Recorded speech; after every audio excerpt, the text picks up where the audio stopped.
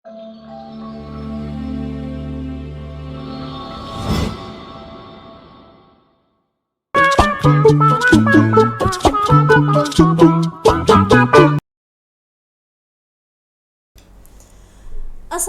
warahmatullahi wabarakatuh. Salam hangat, salam sehat untuk seluruh sahabat sehat dimanapun sahabat sehat berada.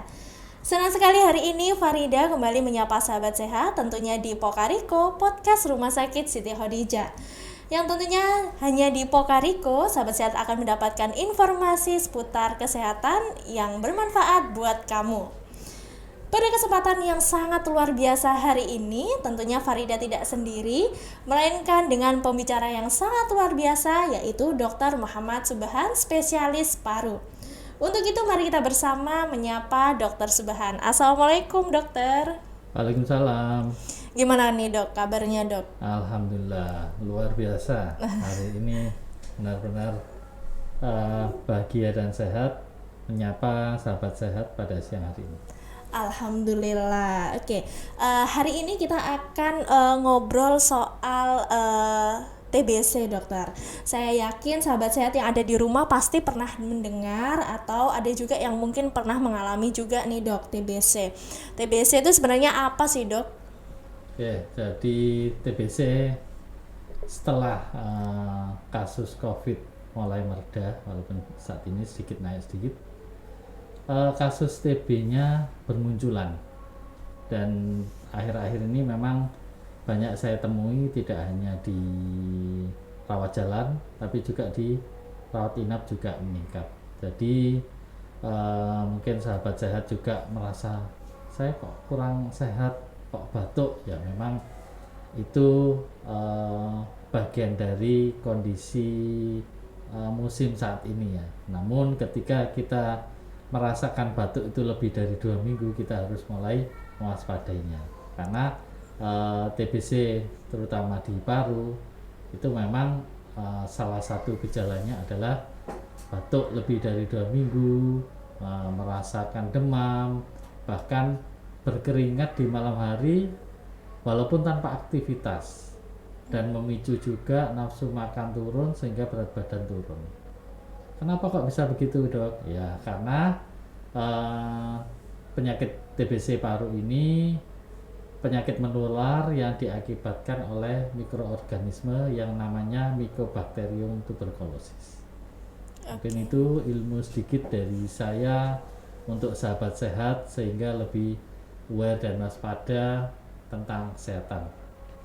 Oke, kalau itu tadi disampaikan bahwa penyebabnya adalah bakteri ya itu ya dok ya. Yeah. Nah bakterinya itu kan menular nih dok. Yeah. Nah kira-kira itu tuh selain gejala itu apa ada lagi nggak dok penyebabnya selain gejalanya yang keringat dingin waktu malam hari, kemudian batuk yang 2 minggu nggak sembuh-sembuh kayak gitu, ada lagi nggak dok gejalanya kira-kira yang perlu diwaspadain oleh sahabat sehat yang ada di rumah? Jadi pada pasien-pasien muda sering datang ke poli saya di rawat jalan merasakan dok, saya akhir-akhir ini berat badan saya kok turun banyak ya. Itu juga sangat terlihat. Sampai berapa kilo mas? Kalau kita melihat dari timbangannya bisa sampai lebih 5 kilo dok.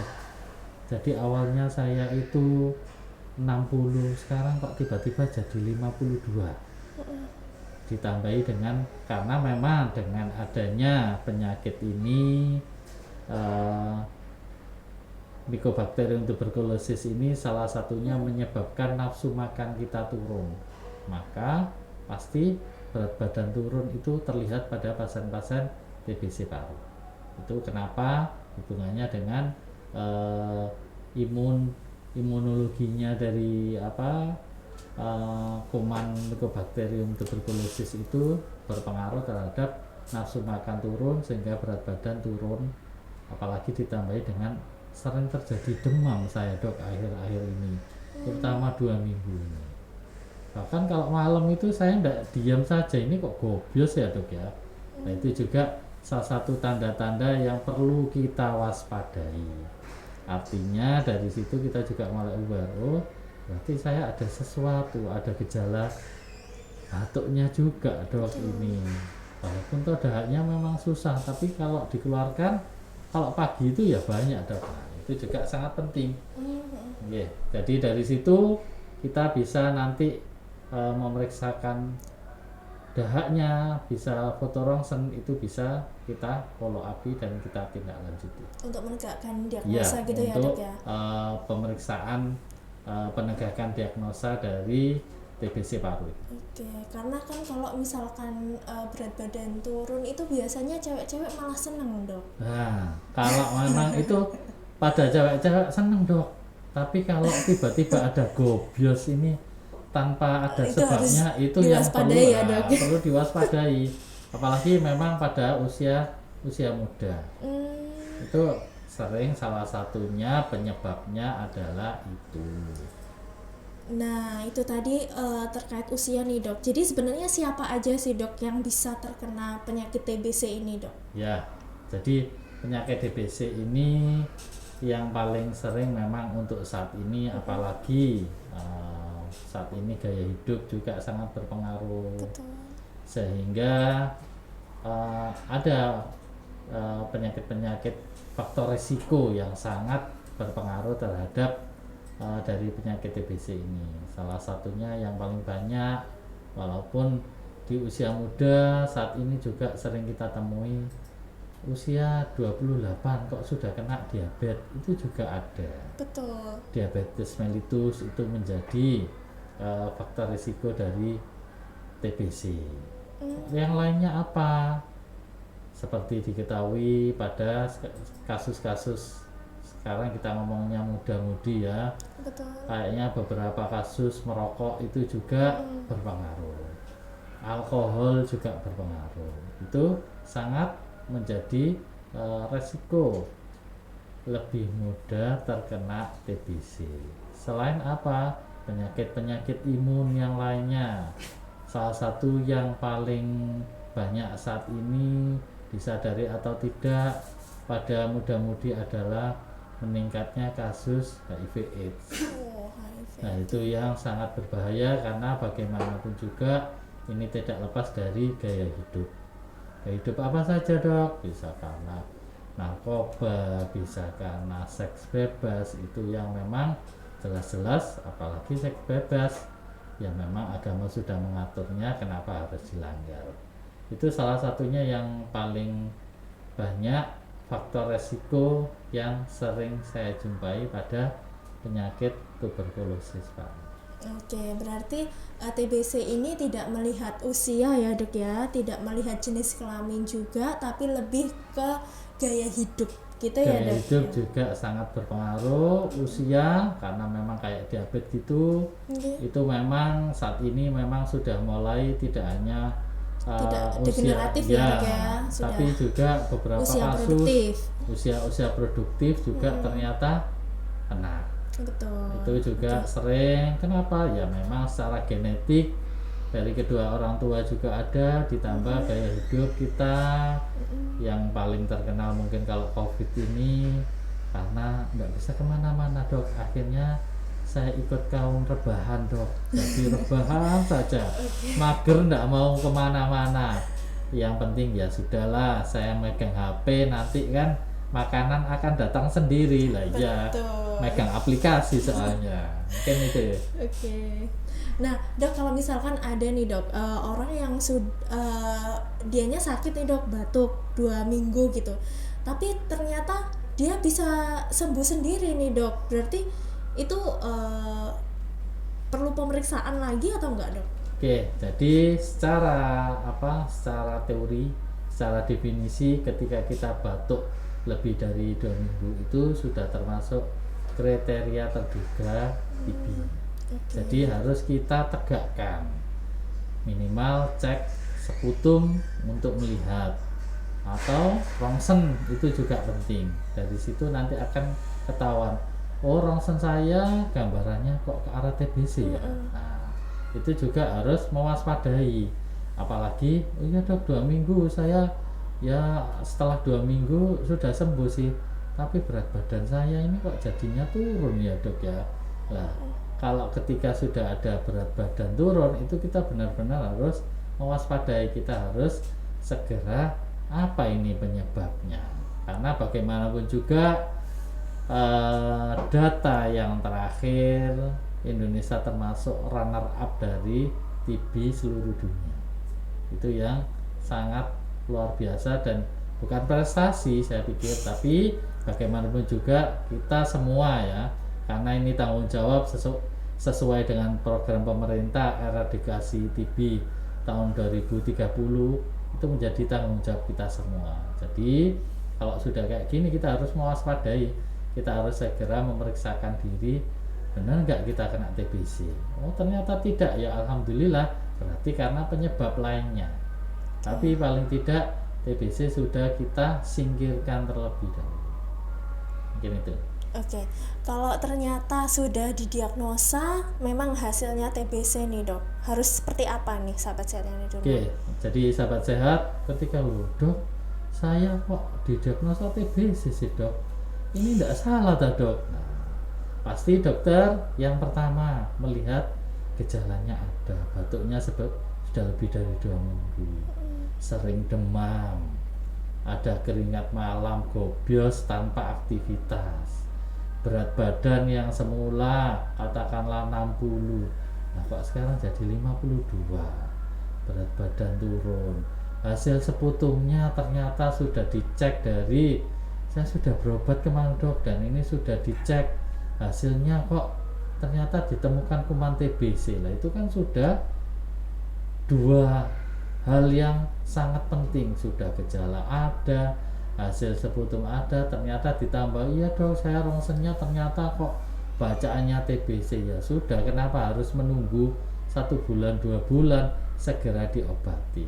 Karena sahabat sehat juga harus tahu bahwasanya pengobatan TBC itu juga pemerintah memberikan program. Jadi ketika itu memang terjadi, kita tidak usah lagi mikir dok saya gimana uangnya segala macam. Salah satunya termasuk rumah sakit kita, di Rumah Sakit Siti Khadijah juga sudah bekerja sama dengan pemerintah memberikan obat TBC secara gratis. Oh, alhamdulillah. Jadi itu memang benar-benar sangat membantu, dan kita upayakan ketika sudah ditegakkan dan sudah nyata ya, sudah nyata saya katakan, karena memang sputumnya juga sudah ditemukan TBC, Mycobacterium tuberculosis, fotonya juga sudah TBC, ya sudah, itu segera kita obati. Kenapa kok segera? Nah gimana nggak segera? Lawong hanya ngobrol saja itu, kalau yang seputumnya positif itu kuman TBC yang keluar itu sekitar ratusan, jumlahnya ratusan yang bisa menularkan. Nah itu kan sangat berbahaya sekali. Betul. Bagaimana kalau ada ponakan saya itu juga ada dok yang satu rumah, itu usianya di bawah 5 tahun. Nah itu kan bahaya tertular. Betul. Apalagi di situ juga ada kakek saya dok, satu rumah juga lah. Usia-usia yang rentan kayak begini harus jangan sampai tertular. Kalau kita sudah terdiagnosa, sudah tegak semua, segera berobat. Dok kalau uangnya oke, sudah datang saja ke rumah sakit kita, Rumah Sakit Siti Khadijah, ikut program, kita berikan programnya dan itu gratis. Jadi sudah tidak usah lagi mikir bagaimana obatnya saya belinya, tidak usah, gratis, dan kita obati minimal 6 bulan. Nanti kecuali untuk cek DH evaluasi itu kadang-kadang memang tidak keluar biaya, termasuk rongsen evaluasi juga itu memang keluar biaya, tapi obatnya sama sekali tidak keluar. Mungkin itu. Jadi sahabat sehat, ketika didiagnosa apalagi masih muda, yang saya sarankan semangat dan segera minum obat, diikuti saran dari kita dokter yang merawatnya, sesuai anjurannya, jangan sampai telat, makan minum istirahat cukup, insya Allah itu bisa sembuh. Amin. Dan yang lebih penting lagi di rumah jaga sanitasi. Jangan sampai meludah sembarangan, karena bagaimanapun juga ketika kita bersin, ketika batuk itu puluhan ribu kuman TBC keluar yang berpotensi menularkan ke orang lain. Bahaya ya berarti ya, Bahaya Dok, ya? sekali, apalagi kalau ternyata sekutumnya positif. Aduh, nanti kasihan orang Kasihan lain gitu orang ya, di Dok? sekitar kita, apalagi itu tadi ada anak kecil, Betul. ada kakek nenek kita, ada orang-orang yang punya diabetes, ada orang-orang yang autoimun, ternyata juga ada tetangga jauh kita kok ya ada yang kena HIV lah, itu sangat berpotensi. Kalau ternyata kita ketemu sudah hihi tanpa masker, nah bahaya nanti, karena peran dari kontak erat dari penderita TBC ini sangat-sangat besar nilainya. Oke. Nah, penyakit TB sendiri itu sebenarnya organ yang diserang apa sih, Dok? Utamanya adalah paru-paru. Oke, utamanya paru-paru. Utamanya paru-paru. Berarti- Apa bisa ke tempat lain? bisa nggak, Dok? Sangat bisa. Oke. Itu bisa. Yang pertama, kelenjar di sekitar paru-paru, yang di leher itu sering. Jadi kelenjar-kelenjar yang ada di leher paru, loh, ternyata kok ada benjolan, Dok, saya. Saat diperiksakan, di biopsi, bahasanya kok TBC, Dok. Pun demikian ada di perempuan, Dok, saya ada benjolan di payudara saya, Dok. Ini gimana? Ternyata diperiksakan, loh, kok ya ada TBC. Oh, Di tulang belakang juga sering sampai ada benjolan, mungkin kalau istilah medisnya gibus. Ternyata dicek juga ada TBC. Pun juga ya jangan sampai ini terjadi pada keluarga kita sampai ke otak. oh. Itu juga bisa, artinya bisa semua kondisi. Di kulit beberapa kasus saya temui ada juga karena penyebabnya TBC. Tapi untuk gejalanya sama ya, Dok? Secara umum Gejalanya pasti batuk secara gitu atau umum gimana? sesuai dengan tempatnya. Sesuai Artinya dengan tempatnya. kalau memang di luar paru, gejalanya itu tadi adanya benjolan. Adanya benjolan. Benjolan kalau memang ada di leher, ada di payudara, itu sesuai. Atau kalau di tulang biasanya ada gambaran yang khusus ke arah TBC. Atau bisa jadi ada kerusakan tulang di tulang belakang, ternyata dicek adanya penyebabnya TBC. Di otak juga, dari cairan otaknya diperiksakan, ternyata penyebabnya adalah TBC.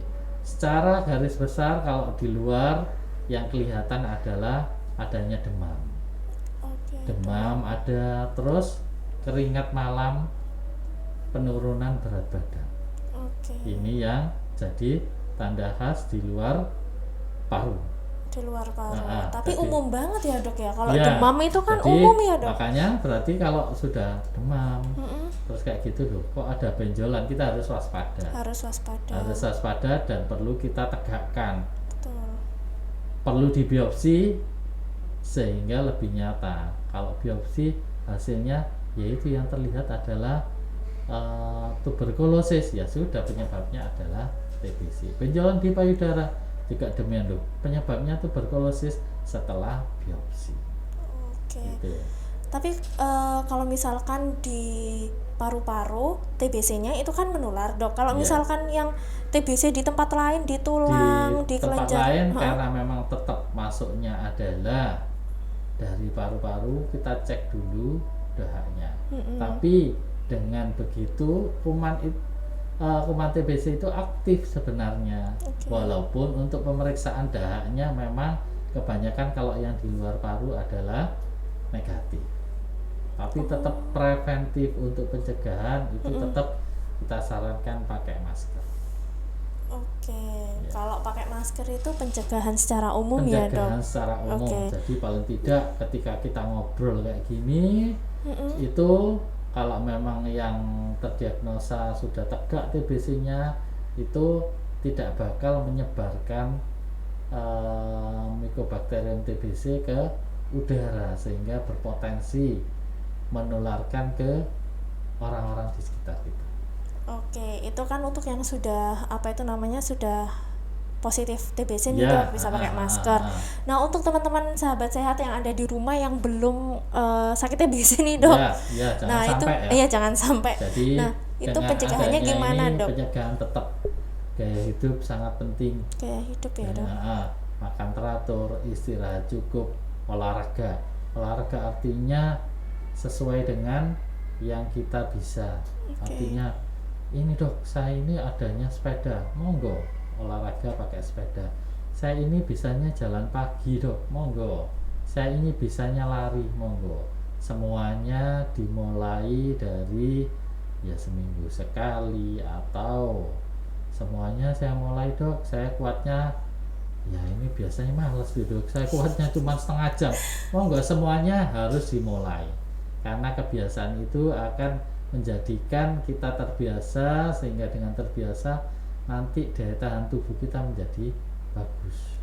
Yang lebih terpenting lagi, jangan sampai kita berlebihan. Udah dok, saya ini pokoknya olahraga seminggu sampai 8 kali, 10 kali, kalau bisa sampai 5 jam. Ya, semuanya ada.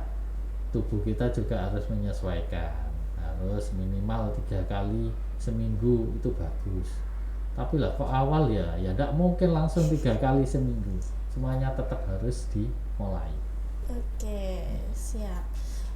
Dok, ini pertanyaan terakhir. Apakah ada komplikasi di penyakit TBC, dok? Ini komplikasi ini memang beberapa kasus yang saya temui, kalau kondisinya tidak segera diobati, yang pertama paru-parunya jadi juga terpengaruh. Jadi ada di paru-parunya ini kok sudah rusak ya dok ya, paru-paru kanannya. Itu terlihatnya dari mana? Dari rongseng. Rongseng akan kita ketahui, ini istilahnya kok dari radiologinya kok putih-putihnya banyak ya dok ya, dibanding yang kanan. Nah, itu juga kerusakan paru. Di lainnya apa? Kerusakan dari tulang, karena TBC itu tadi menyerang di tulangnya, akhirnya dari rongsengnya terlihat kerusakan di tulang. Lainnya apalagi dok? Penyebab di paru bisa adanya cairan di paru-paru, atau yang kalau orang Jawa nyebutnya paru-paru basah. Itu bisa karena memang paru-parunya ada di TBC-nya ada di paru-paru, atau memang TBC-nya di selaput dari paru-paru, sehingga terjadi itu tadi adanya cairan. Itu bisa karena penyebab komplikasi dari TBC itu. Oke. Ya berarti biar tidak sampai ke komplikasi itu harapannya bisa ditangani lebih awal gitu ya dok? Segera ditegakkan diagnosa. Betul. Dan segera diobati. Makanya istilahnya ada TOS TB, temukan, obati, sampai sembuh. Sampai sembuh. Iya, jadi itu memang harus ketika didiagnosa TBC, yang diminta adalah benar-benar beribu-ribu sabar, karena pengobatannya sampai sejauh ini memang masih minimal 6 bulan. Kalau di luar paru bisa lebih dari itu, bisa sampai 9 bulan, bisa sampai 1 tahun. Ya Allah, lama. Dan itu yang diperlukan adalah jangan sampai putus obat. Oke. Ya, itu yang lebih penting. Jadi benar-benar sabar, harus minum obatnya sesuai dengan aturan dan anjuran, teratur, kontrolnya juga rutin. Kalau masih muda, insya Allah segera sembuh. Semangat untuk sembuh, itu yang lebih penting. Berarti konsumsi obatnya setiap hari gitu ya Iya, dok ya? konsumsi obatnya tiap hari. Memang Tidak ada hari libur dok? Ya, sejauh ini tidak ada hari libur. Tidak ada hari libur. Ya. Gitu. Tapi penanganan yang lebih dini, insya Allah Lebih kemungkinan bagus. sembuhnya lebih besar gitu ya Lebih dok ya? besar, insya Allah lebih besar. Dan apalagi yang katakanlah muda-muda gitu, jangan sampai terus down duluan, terus tidak mau berobat segala macam. Jangan, kan yang muda, yang usia lanjut pun juga kesabaran itu benar-benar kita minta, karena pengobatannya itu tadi sampai minimal 6 bulan, 9 bulan sampai setahun. Maka sejauh ini memang dari pengobatan TBC ada pengawas menelan obat, ada yang mengingatkan biar tidak lupa. Jadi orang-orang yang satu rumah, kalau istri ya suaminya, kalau suami ya istrinya, kalau memang sendiri ya anaknya, keluarga yang satu rumah, keluarga yang dekat, itu bertujuan untuk mengingatkan. Ke depan memang saya harapkan itu sudah ada aplikasi, sehingga ada notifikasi. tidak hanya mengingatkan secara manual, tapi dari notifikasi ketika didiagnosa TBC sudah di ponselnya itu sudah ada notifikasinya ketika jam 9 gitu waktunya minum obat. Itu kayak Aduh, begitu mungkin ya. bagus itu dok, inovasinya luar biasa. Semoga nanti kedepannya bisa kayak gitu Bisa ya dok ya. segitu, dan eradikasi TBC yang diharapkan pemerintah 2030 benar-benar bisa terjaga. Amin. Oke, luar biasa sekali diskusi kita hari ini ya dok ya. Sampai nggak kerasa udah kurang lebih 30 menit ini dok kita Oke, ngobrol. iya. Nggak kerasa. Oke, terima kasih banyak Dokter Subhan atas sharingnya kita hari ini. Semoga ilmunya bisa bermanfaat dan tentunya bisa menambah wawasan sahabat sehat yang ada di rumah. Itu tadi obrolan kita bersama Dr. Muhammad Subhan. Nah, di bulan November ini bertepatan dengan miladnya Rumah Sakit Siti Khadijah, dokter.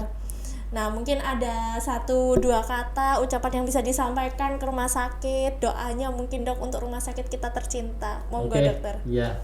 Semakin bertambahnya usia dengan semakin bertambah besarnya Rumah Sakit Siti Khadijah, kedepannya semoga semakin melengkapi dan menjadikan rumah sakit yang terdepan di sekitar Surabaya ya, karena Amin. letak kita memang berdempetan dengan Surabaya, jadi menjadi rumah sakit rujukan di sekitar sepanjang dan sekitarnya, sehingga kita benar-benar bisa memberikan pelayanan yang excellent, Amin. pelayanan yang islami, karena itu rumah sakit kita adalah Rumah Sakit Muhammadiyah cabang Sepanjang, sehingga nuansa kemuhammadiyahan juga tetap terasa, walaupun toh di sini juga melayani semuanya. Iya, karena kita memang benar-benar profesional, kita menghargai semua pasien yang berobat ke kita, sehingga kita bisa memberikan yang terbaik pada semua pasien dan memberikan layanan yang unggul bagi pasien yang berobat di Rumah Sakit Siti Khadijah Muhammadiyah cabang Sepanjang. Oke, terima kasih banyak Dokter Subhan atas doa-doanya. Ya, semoga Rumah Sakit Siti Khadijah semakin jaya, semakin berkah. Amin. Gitu ya dok Ya. ya. Baik, demikian obrolan kita bersama Dokter Subhan, spesialis paru. Semoga ilmunya bisa bermanfaat ya sahabat sehat, dan sampai jumpa di pertemuan Pokariko Podcast Rumah Sakit Siti Khadijah berikutnya. Saya Farida pamit undur diri. Assalamualaikum warahmatullahi wabarakatuh. Waalaikumsalam.